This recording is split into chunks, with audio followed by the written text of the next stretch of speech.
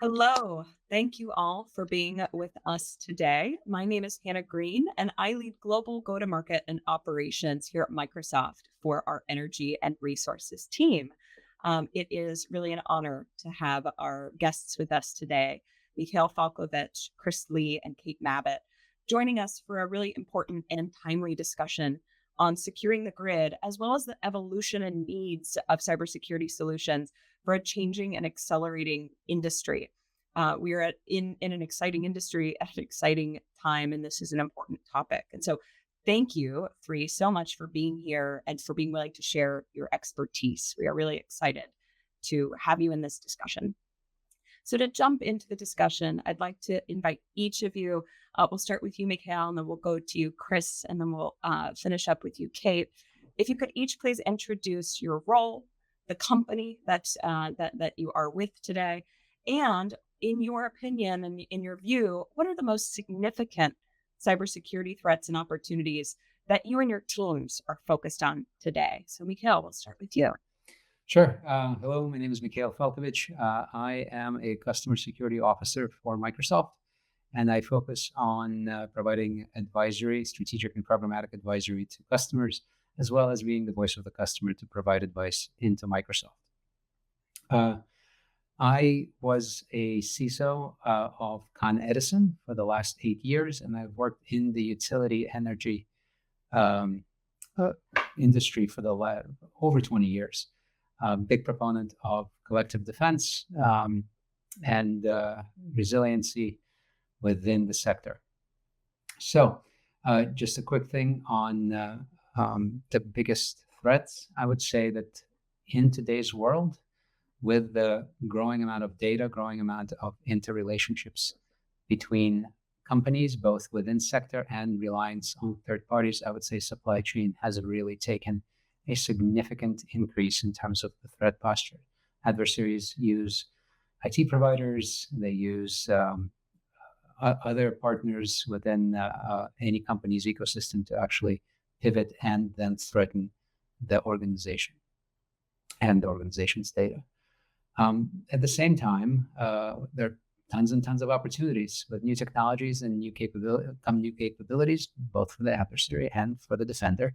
And I would say AI and cloud offer some very interesting options to help defend and identify the anomaly and respond appropriately. Wonderful. Thank you. Chris, we'll come to you next. Okay, well, thank you for having me, and good afternoon, everyone. Chris Lee, I'm the Chief Information Security Officer over at Eversource Energy.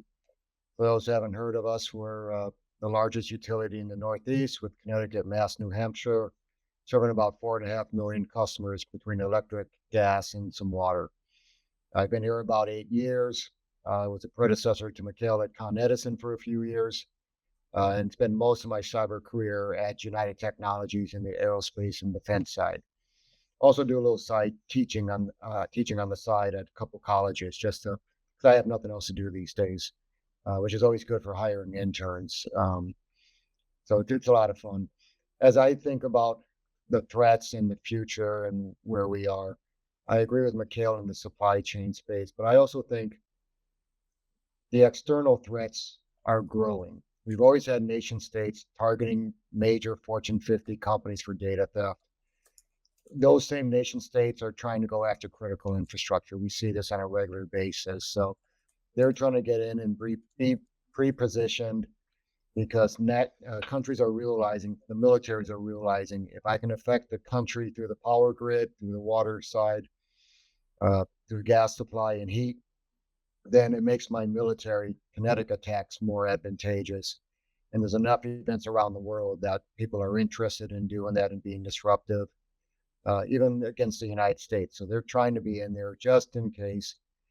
So you've got those nation state side. The cyber criminal and extortionists has changed dramatically. It used to be they tried to steal your social security and PII data and sell it out there. Now you've got the ransomware as a service with the data theft of personal information and the double selling extortion techniques. It's getting easier for people to do it. It used to be a very sophisticated hacker would have to do it. Now almost anyone could go and buy the service or hire a few of these folks to get their techniques done. So I think the cyber landscape has made it easier to get more players in the game.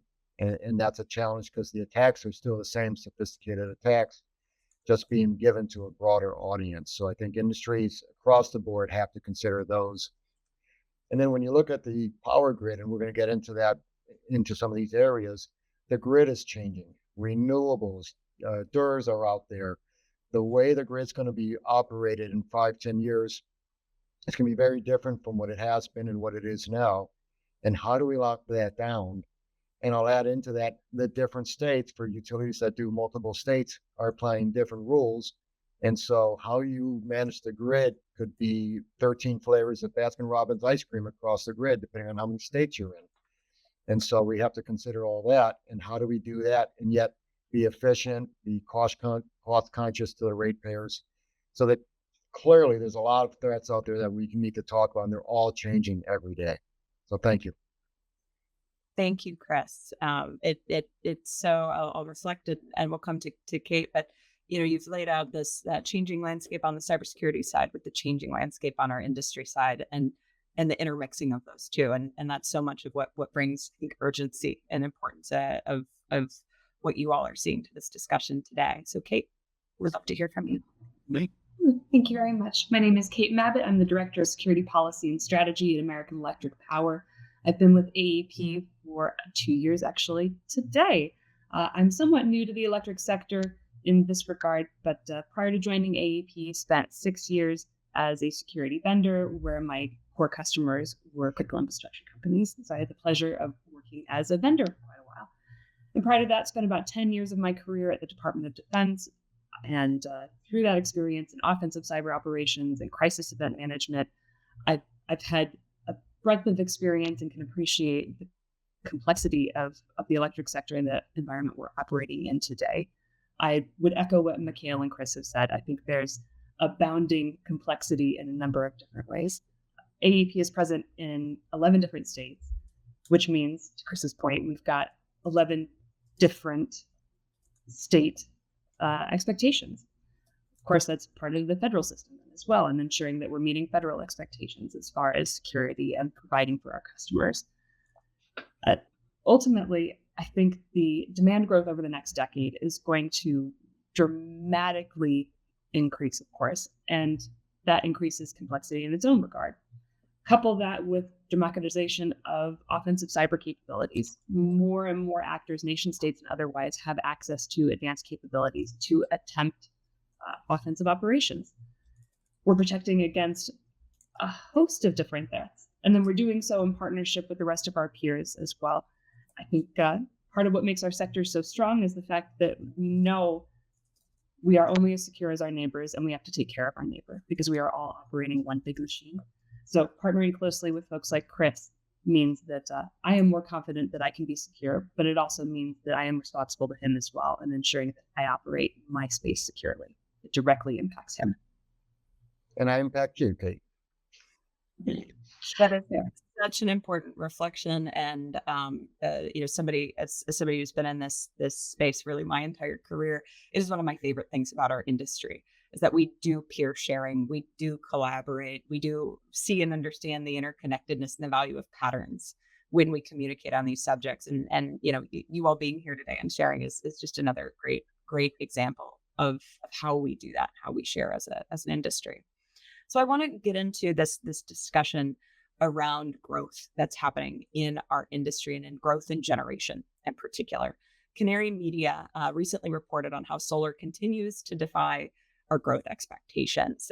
Globally, there are some forecasts that show over 700 gigawatts to come online this year alone. It's an astounding number, and of course we see different intensities in different parts of the world of that uptake. In addition to the proliferation of renewables and some of the intermittency that they bring to the grid, we are also seeing the push for electrification, the addition of EVs, the addition and integration of more and more DERs on the grid. And we're truly building a system that is more distributed, has more volatility, and has more intermittency as we operate this increasingly complex mix on the generation side and on the demand side. And I'd love to hear from you, how do those dynamics change how you think about cybersecurity operations, and how have you seen them evolve in recent years, and where do you think that'll keep going in your point of view? And Chris, I'd love to hear from you first. Yeah, so it's an interesting topic because we've talked, as you said, 600 megawatts potentially coming online this year alone. Let's think about first really the current and future demand. As we look at AI data centers, cryptocurrency data centers, the growth of EVs and everything else, there's probably no one on this call that doesn't realize we probably can't generate enough power to meet the demand of what's coming on over the next few years, or it's going to be a challenge. We're going to need to help enable the additional sources of power into the grid in order to meet all that demand. The question is going to be, who's building that where, who's controlling what, how? So as I think about what we have for options, you have solar, you have batteries, we have offshore wind, we have onshore wind, we have nuclear, we have smaller nuclear type capabilities coming out there. They're all going to add different threats and risks to the grid. I mean, if you put a new nuclear plant out, we know we've seen in the news, 3 Mile Island's about to get spun up over the next few years to provide power. I believe it was to Microsoft for some AI data centers. Now, at least that's a 1-for-1 match. But we need more power that could have been spun up and put into the grid for other uses also. You hear every once in a while talk about bringing a smaller, almost like the nuclear power plant from a submarine or a retired Navy ship or something to be brought out and put into a location. They're getting close to kind of making those kinds of situations occur. At least it's nuclear. Nuclear is highly regulated. It's going to be more secured by nature because of the rules that are out there for that stuff. So if we can put more nuclear out there, now you may or may not agree in the use of nuclear, but at least it's clean and it's got its own rules and regulations around it. And you're not going to find a mom and pop startup company setting up a nuclear plant. Versus the solar farms, maybe some wind farms out there. They're very often are startup companies. And so they're going to come in, they're going to want to tell the state we can provide cheaper power. We're not the big bad utilities that are out there. And they can set up a power source. They also don't have the knowledge and experience to do it in a secure way. And we see examples all the time around a wind farm got compromised and we lost visibility or control because someone plugged something into the internet. This is where I kind of go by a set of rules that you need to be so high in order to take this ride. If you're going to be working in critical infrastructure, you have to have the knowledge and the depth and the team to secure it, just like you do need to operate it. And so I think there's going to be a big challenge. There's a risk coming in, a challenge that a lot of these companies that's coming up forward and saying, I'm going to bring in new power, they don't have the skill sets. We've clearly seen in the news, most companies are looking for qualified cyber professionals. Some estimates say 3 million, in some cases 300 million. I'd say an easy 3 to 5 million open positions out there on a regular basis. Kids coming out of school are coming out with a lot of good degrees of knowledge, but they don't have that experience. So we have to get a blend of this. So the workforce is going to be a challenge to that. The small companies that are building these new technologies are going to need to find the right skills of these people. So that's going to be a challenge for them. The regulatory environment in many states are saying, hey, utilities, you can't do this. We're going non-wires alternatives and let these other startup companies come in and do that and do some economic development. That's great if they can deliver it at the lower cost. But as you think about the architecture of the grid, if they're a bolt-on, where's the dependency when they go down? Storms can affect them just like they can affect us. We have regulatory requirements. How do we ensure that supply that they had, that we're counting on in our forecasting, is going to be there after the storm passes through? They're not held to the same standards in many cases, or at least the states are trying not to hold them. I think that's a risk. So we have risk on the regulatory side. We have risk of the cyber capabilities for them in many of these companies. We have the growth of different technologies and just not necessarily regulations or solid standards that will be required to be followed. It's different than what you can follow. There's lots to follow if they choose to. The federal NERC CIP doesn't apply to a lot of these areas. And so there's some questions around that. Do we create a set of rules that maybe does come to these folks if utilities don't have control? And I think that's one of the questions we're struggling with a lot of folks is who manages these facilities? Who's got the responsibility back to the customer? How do we make all that work? So this is a big answer. There's a lot out there in that side of it. But I think if we bring in the right technologies, if there's the right partnership for success, we can get there. And if a utility says, nope, we can't let that stuff come in because we don't know about it, as soon as you start saying nope, you're going to find a way to get it out there and the states are going to mandate it. We come out there and partner with the states. I know in New England, we're trying to do that. In some states, we're more successful than in others. I know in the Midwest, people are trying to do that. We get further along and we generate those dialogues, which allow us to explain the risk from the operations perspective and how this can be done. So I think it's an exciting area. I think there's a lot of good sources of good clean power. I'm a big believer. There's not enough generation for what we're going to need to have to match it. So we have to encourage it and find a way. It's just got to be done right. And just like you have to have enough financial investments for a startup to be successful, you have to have the right leadership and creativity to come up with the new ideas. You have to know how to operate it and operate in a secure manner. Yeah. I want to reflect a few key points and then Kate, I'll come to you. But if you are connecting to and adding yourself and your technology as a player on the grid, cybersecurity needs to be foundational to how you operate, how you build. And I'm sure we won't leave here today without Michaela or myself talking about zero trust.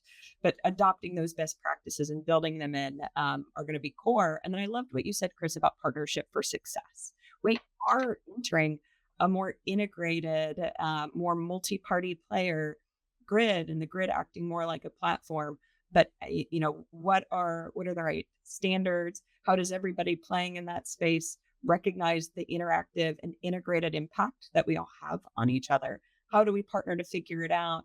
And then, two words that I hear a lot with the operators and the asset operations teams I work with are we need visibility and we need orchestration.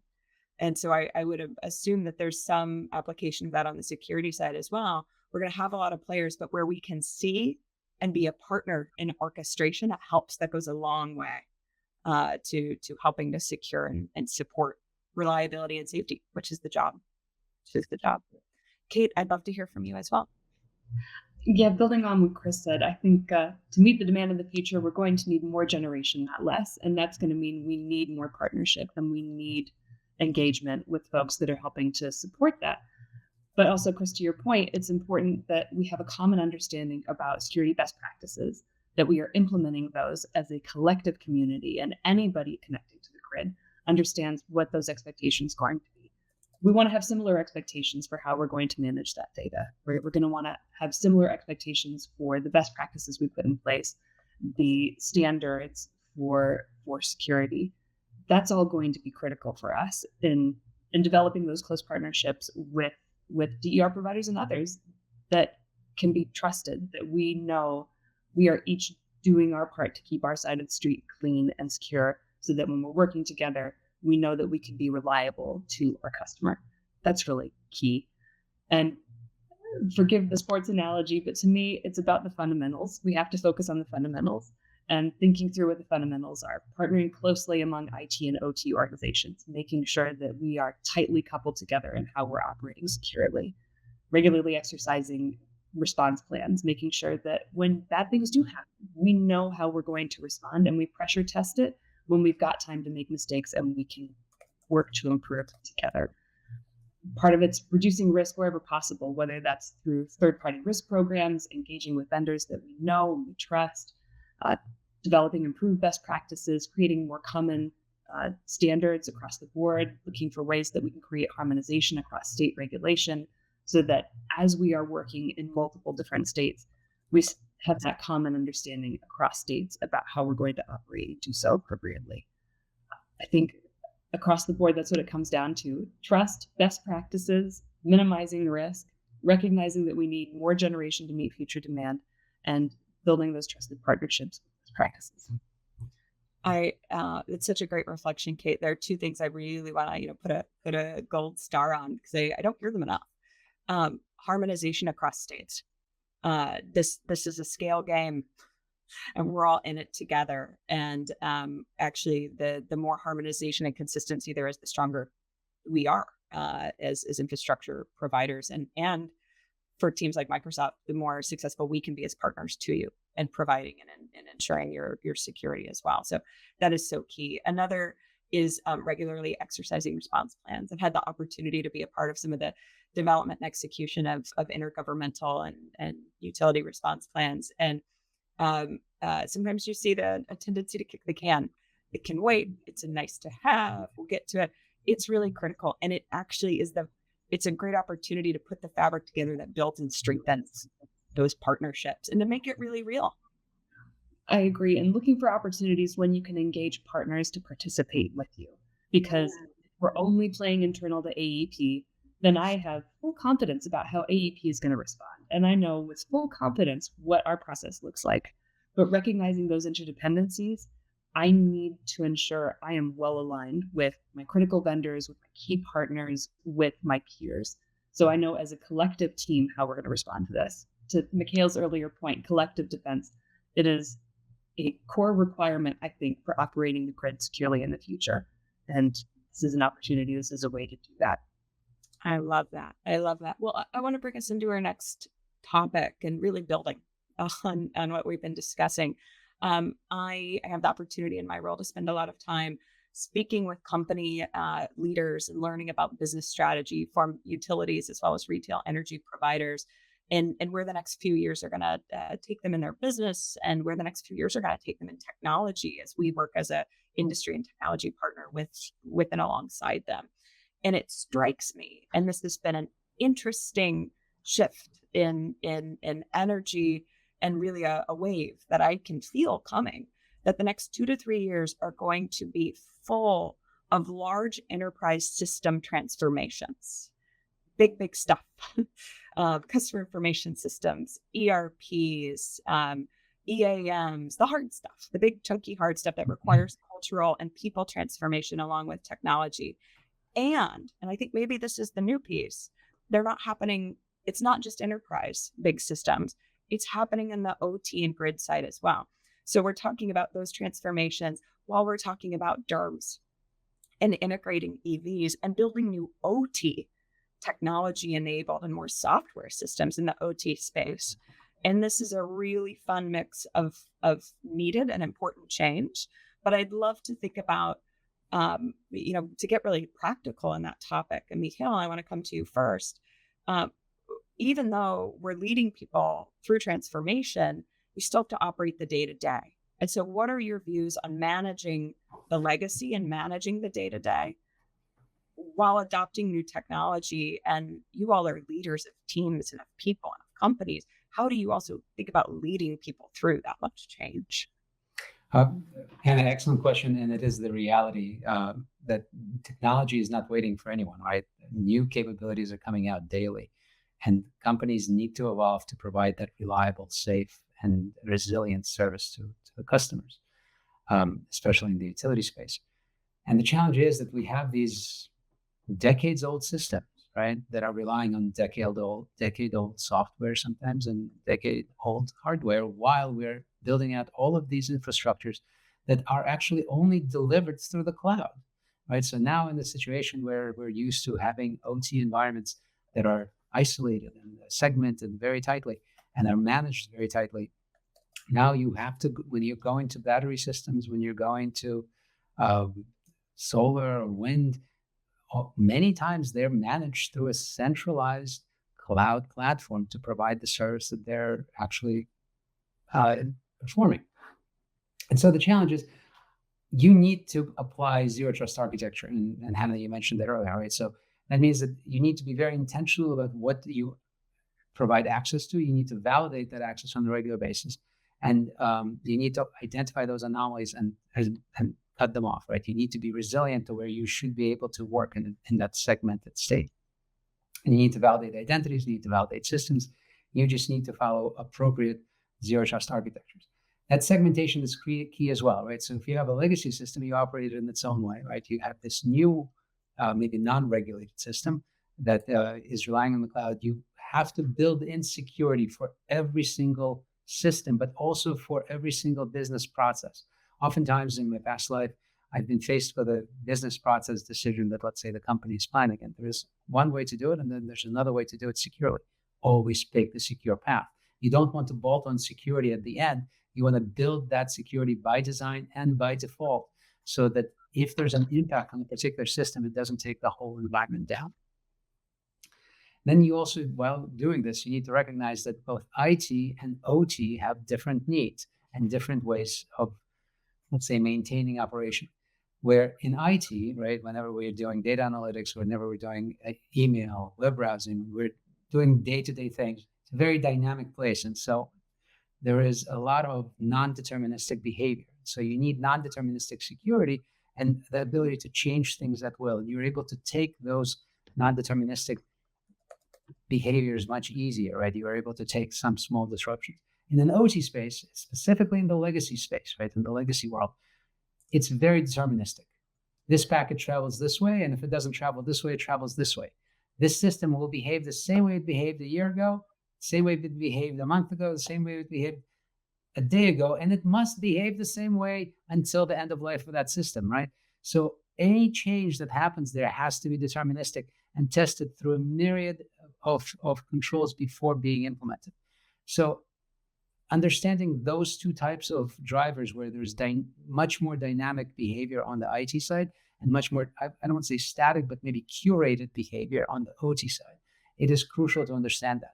And new entrants into the OT space, even though cloud-based, they must still maintain that understanding of a critical service delivery, reliability, and resilience that goes into the equation. So those would be my comments.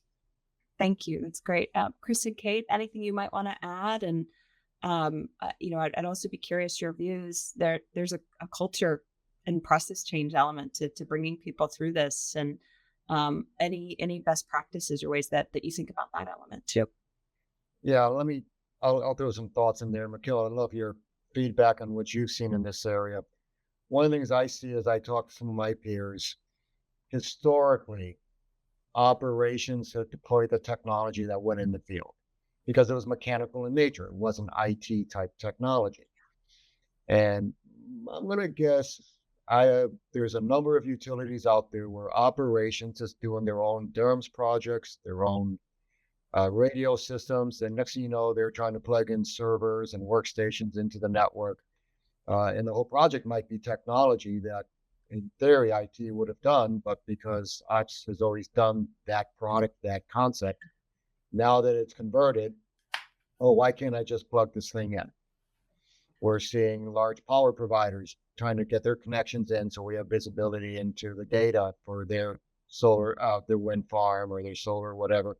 And they just want to plug a device into our networks. And we're like, what are you putting on our network where? And who's authorizing that? So I think utilities have to go through that cultural transformation you mentioned around where's that responsibility now sit?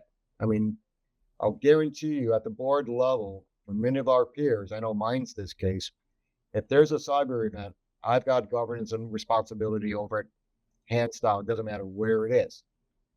But I don't know everything that everyone else might be doing, and so, we're trying to hear, but I'll guarantee you within the industry, there's a lot of operations folks that are deploying technologies that doesn't necessarily involve IT. I keep seeing vendors talking about their sensor technologies for line sensors and everything that's out in the field. Direct connection right out to the internet, right out to a cloud provider. I think Mikhail talked about going to the cloud in this space. May not even be going through security reviews. So I think this is adding a whole new risk model to it, so that who has responsibility in this space. I'll go on a limb, and I know a lot of people don't like me when I say this, but I start saying the CIO might be the future CTO that oversees engineering. Because in our space, the two worlds of IT and engineering are really coming together. Yeah. And so how does that all play out in the future? We're going to have to see. So I think the culture is definitely changing or needs to change as the technology is changing in there. And then there's the whole thought process around, you mentioned earlier, supply chain. Uh, Operations would go buy this product. Who vetted it? Where did it come from? What's in it? How do they update it? We know very often operations will put it out there and set it and forget it. And they don't think about patching it or passwords and zero trust models. So, that partnership, even within the business, is going to be very critical to ensure this stuff is done well. And depending on your organization, that can be easier said than done or much harder said than done, just because of the relationships. When IT kind of did its thing and ops did its thing, there's a lot of bridges to start putting in there. So I You think know, it's this going to be this changing. is an area where sometimes my team ends up in the middle because we work very closely with our IT stakeholders. We also work very closely with our partners and our customers that are thinking about digital grid or acting and proving out projects in digital grid. And I will say what we have found works is one team, one project. Like take off whatever that that like badge or hierarchy label is, and you have to start thinking about integrated outcomes of the project and bringing everybody's expertise to the table. And so and that goes beyond just an IT role or an OT role. I would say it for Microsoft, I would say it for our partners, I would say it for our customers. If we can take the logos off and say we're all here to enable a more secure, resilient, grid and enable a DERMS project or enable an OMS project, like let that be the driving light and focus. And then we all bring the expertise and skills of our teams and of our companies to the table. That kind of integrated approach and collaboration is what we are finding works and leverages really the right knowledge from everybody. And there's a concept I talk a lot about, and it's so simple, but it's digital infrastructure, because we need to stop thinking about something being an IT project or something being an OT project. And this even gets to sometimes how we finance these things. Infrastructure is digital. And that's just the new reality that we're all operating in. But Kate, anything you'd want to add here? I absolutely agree with what you were all saying, that when it comes to my friends over in OT, I recognize that top priority for them is resilience and continuous operation.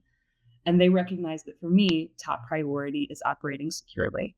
And the only way we can achieve both of those is by coming to the table together and seeing it as one project and looking at those legacy systems and determining where do we see greatest risk to our operational abilities and where do we see greatest risk to our security capabilities.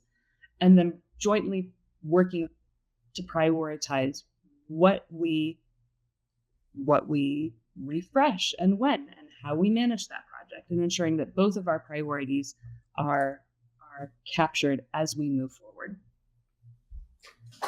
Hannah and Kate, thank you so much. I just wanted to weave in one follow-up to Kate's comment, right? So coming together is so crucial, because oftentimes, right, whether it's OT or even other departments within an organization, they feel like information security is a department of no, right? In reality, think about it, right?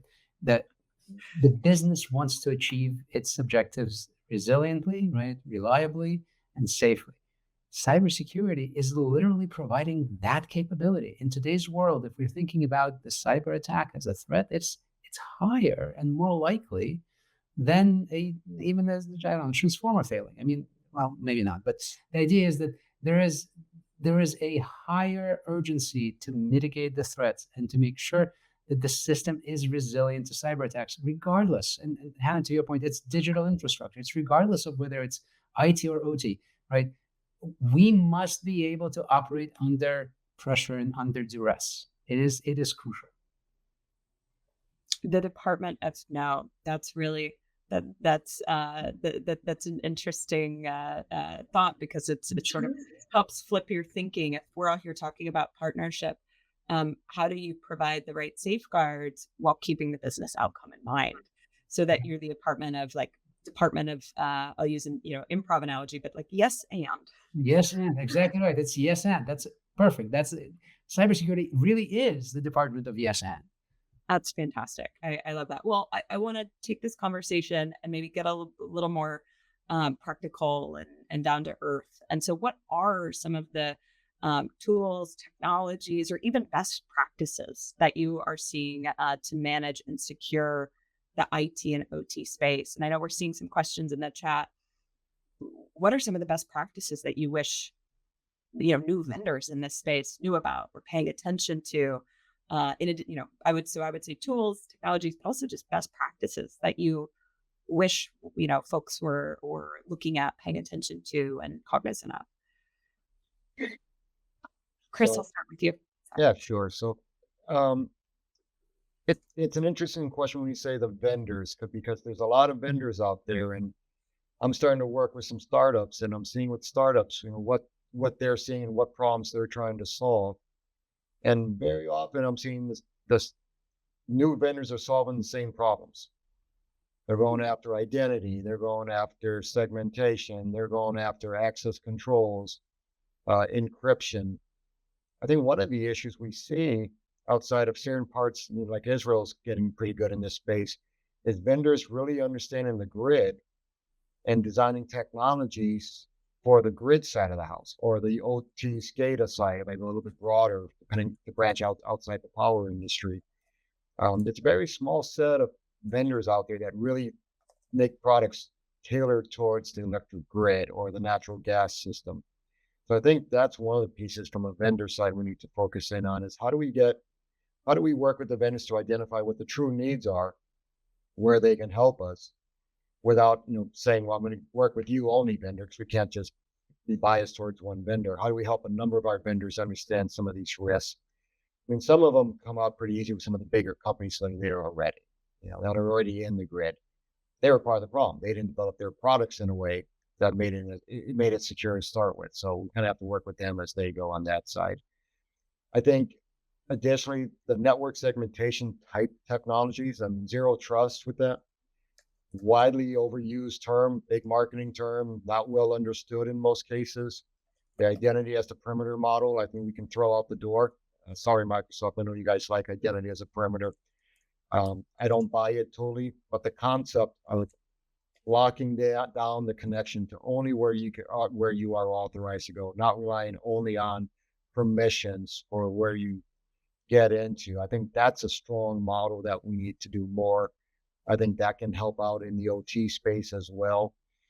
I think we need a few more vendors that can do really good monitoring of OT technologies and really understand it. There's only a couple that are really good in that space, and some competition and new thinking would be a really good idea in there.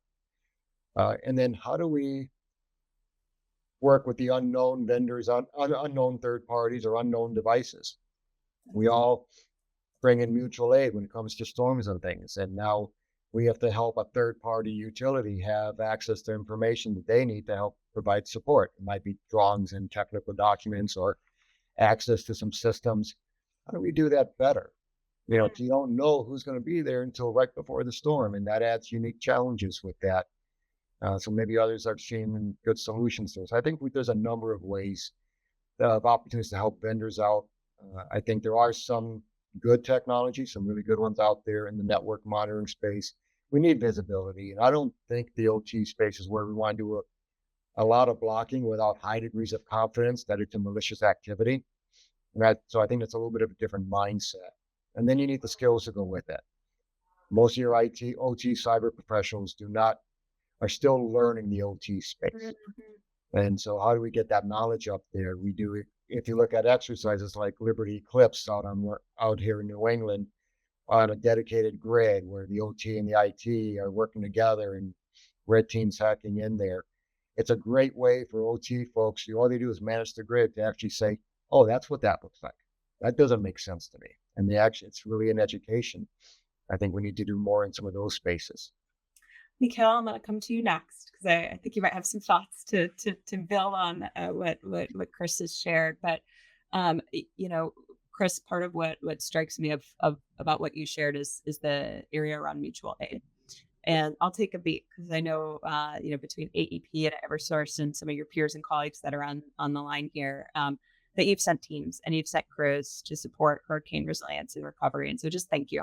Thank you. And very much we are thinking about our peers who are impacted and dealing with this storm right now and trying to protect people and get power back online.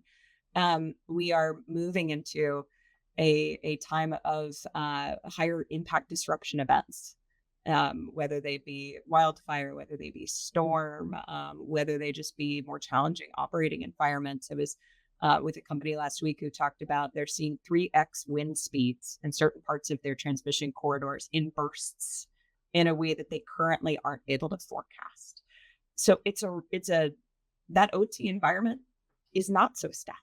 It is changing.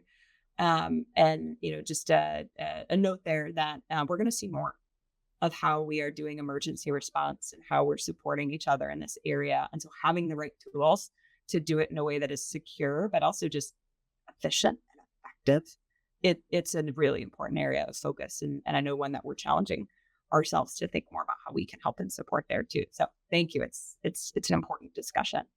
Michael, I'd love to come to you with some thoughts. All right. And how you're thinking about new technologies and tools to secure IT and OT and best practices. And Hannah, you just mentioned a number of things in terms of the environment is changing, right? And we need to be ready for that change.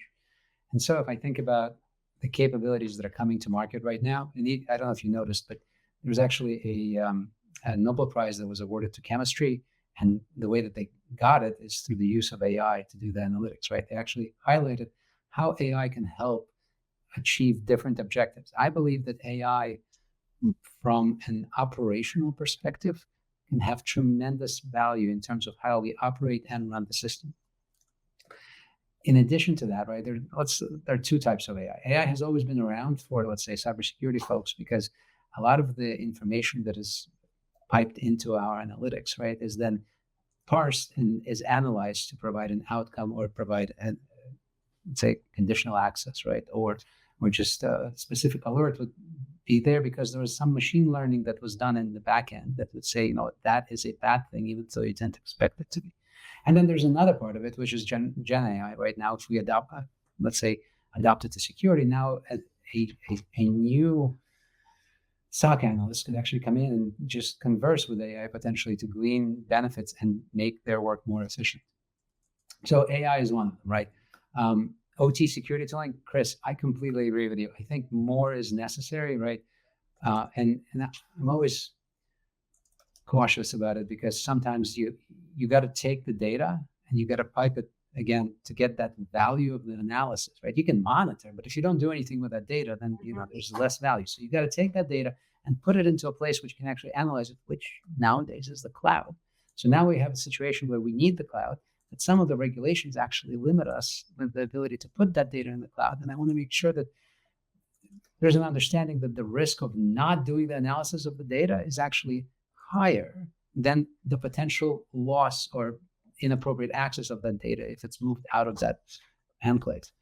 But that's just one part, right? I would mention digital twin capabilities, right? So the idea is that we now have the environments that we can build in the cloud or in a virtual space that will mirror or provide kind of a comparison with what we have on the ground. And then you are able to see how it would behave in those future changing conditions so that we can appropriately both protect it, right, from vulnerability management and cybersecurity perspective, and make sure that it operates under the new duresses that Hannah was just mentioning. Secondly, immutable backups. So there are many new solutions to take your data, right, and consider how do we rebuild after an event. And there's new capabilities to say, take that data, put it out there so that if there is a cyber event and a cyber black sky condition, you are able to actually take that data and then recover fast and efficiently. I'll say one other thing, right? There are many, many tools, but it is how we use the tools that matters. So if you think about secure access, secure edge, or VPN, just pure VPN, right? You can use that and then create holes in the environment, or you can use that to further protect your environments and to further segment access to those critical crown jewel environments. Same thing can happen with backups, right? I can either use them effectively or not, right? Firewalls. I mean, you can literally go to any technology, and if we do not integrate them effectively into our system and efficiently, right, then the value proposition to the cyber defenders and to the business then becomes significantly limited. So architectures really, really matter. We need to take these new technologies that are coming out and then embed them in the way that they provide the most value to our objectives. Thank you, Mikhail. Well, you've brought us into AI. So I want to continue there. And Kate, I'd love to come to you next. And how are you and your team seeing ways that new technologies, including AI and generative AI, can enhance the cybersecurity posture of our industry and of our infrastructure? I think this is going to be such an interesting challenge and development that we get to be at the forefront of in the next several years. In my mind, AI can serve a number of different purposes to strengthen our security. Things like rapid detection of anomalous network behavior. I see AI as a force enabler and a force multiplier. This is a great way to more quickly detect potential weird that we need to investigate, and then have our human talent do what only our human talent can do. And that's fully vet and validate what's real, what's concerning, what's not, and the potential impact to operations. But using AI for things like that, mapping potential attack paths, and then looking for ways to better secure those attack paths. One way is potentially using AI to create penetration test emulations of threat actors. So we can test ourselves then and say, how would a threat actor potentially try to gain unauthorized access? And then let's step that through and see, how do I perform? How do I protect myself? What does that result in? Responding to identified threats more quickly, monitoring that data access. I think the key for me is building a holistic picture of both the IT and OT environment, and then leveraging technology like AI to more quickly assess across that spectrum what's a potential concern, and then have our analysts zero in on that. Thank you. That's I get goosebumps when I hear folks like yourselves talking about the really practical use cases, especially in light of something that all of you have brought up, which is a pension workforce. We're asking a tighter talent pool to do a lot more, and this is going to be an important tool to get everybody through that. Absolutely. If I can focus my top talent on the things that only they can do, that means that I can more quickly respond to potential security concerns. I can more quickly address it, and I can better anticipate what the impact is going to be, both operationally and otherwise. So it's going to be a force multiplier in many ways, but it also creates potential security concerns as well. So it's balancing that risk and reward at the same time, ensuring that we're putting the right safeguards in place so that we don't create more challenges rather than less. Right. We alone don't get access to the great tools, right? The adversaries do too. Chris, I want to hear from you if you have any additional thoughts on AI opportunities, AI challenges for you, and how you see the industry and your team. But a quick reflection on the talent piece. We do have folks, I hear from folks in the industry, not just in security, but broadly, where they're concerned about jobs and job security and about automation. And especially in the energy industry, we need all the talent we can get. And I take opportunities where I get to be with leaders, when I get to speak publicly, to say, if you are not in the energy industry and you are here to learn about it, come on over. The water is warm. We need talent. We need people who want to learn. We are willing to teach and skill people up. This is a growth industry. And if you really want to be at the nexus of the two most exciting areas of growth industry, come to security and energy. I do not see there being any slowdown in the hiring and the skilling and the talent that we need in this space. AI is just going to be a tool that we equip that future workforce with. It is not going to displace our people. But welcome any additional thoughts on that. And Chris, just any thoughts you want to add on AI? Yeah, well, first, completely agree with your comments. You said the key word right there. AI is a tool. Yeah. It's the next great tool that we have in the toolbox, and we're learning how to use it and where it all fits. But that we do have to keep in mind, it is a tool. So it will do automation. It will allow us to upskill our employees. I agree. People should not be afraid of losing their jobs. If they don't want to learn and they don't want to grow, that's a different story. But I'm not so sure we want you in our company if that's the way it's going to be either. So leverage the tools, allow people to add greater value by using their mind and their creative thinking and not do the manual tasks. AI is not, it's going to raise the bar, but it's still replacing manual tasks, manual activities in a lot of ways. So I think we have to keep that one in mind as we're all learning how to use some of these tools. I will say, I mean, I agree with Kate. It's opening up all sorts of ways to improve our security. Mikhail said it, we've been using AI concepts in data analytics and correlation analysis and automation for years. That part's not new here for us. But from the energy side of the house, I mean, just think about the use of AI on the grid. As we start looking at all these sources of power coming in there and the variations of power flows and the balancing, it's going to be more complex. It's almost like the airplanes and fighter jets that have become more complex that they almost run on a computer. Pretty soon it's going to be AI in the jet fighter one of these days. The grid may need AI just to go and manage the different variables that we have. So we have to just keep that one in mind. It's just all that data coming in from different sources. I think the opportunity to improve efficiencies in the utility industry or get more proactive in preventative maintenance. I mean, if you think about, so we have some recent plans that's gone out around drones flying over power lines. We run helicopters and planes and cameras and look for defects in transmission and distribution power lines.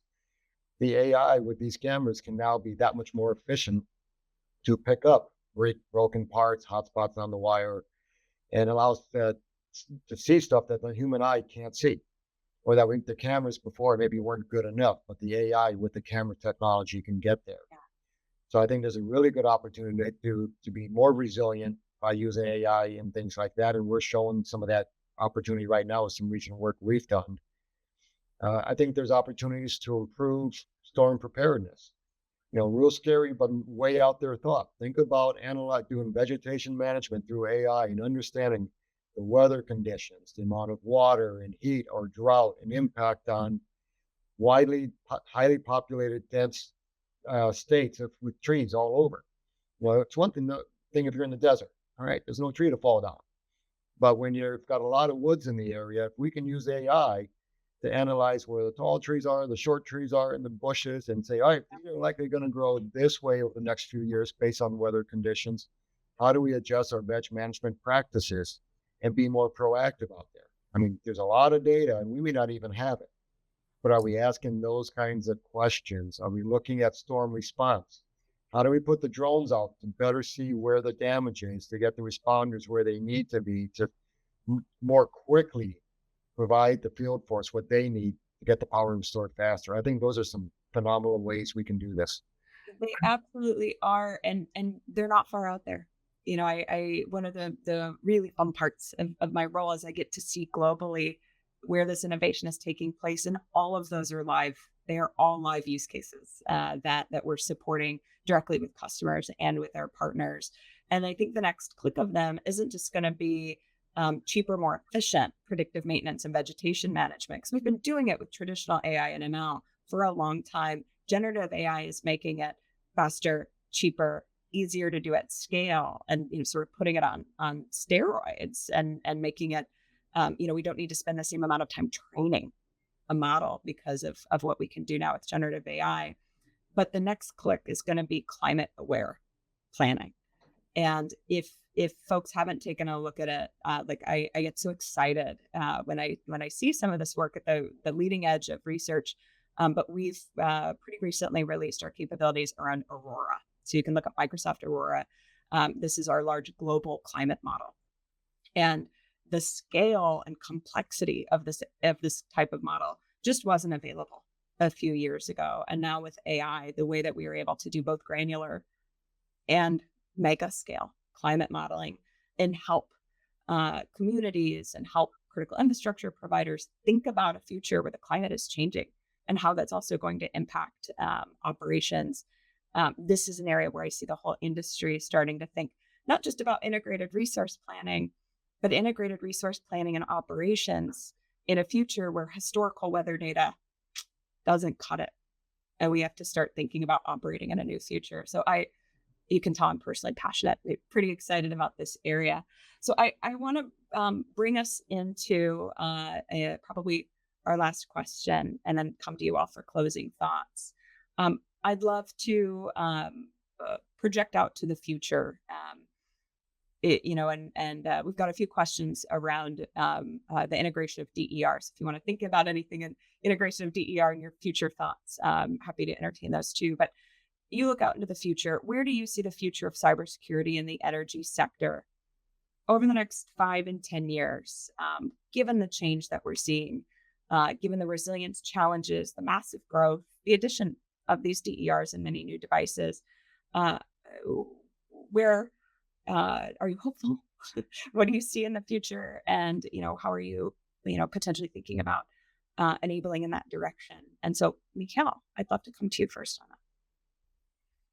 Sure thing. So I love the conversation about the future of energy. It's just so exciting. I'll say that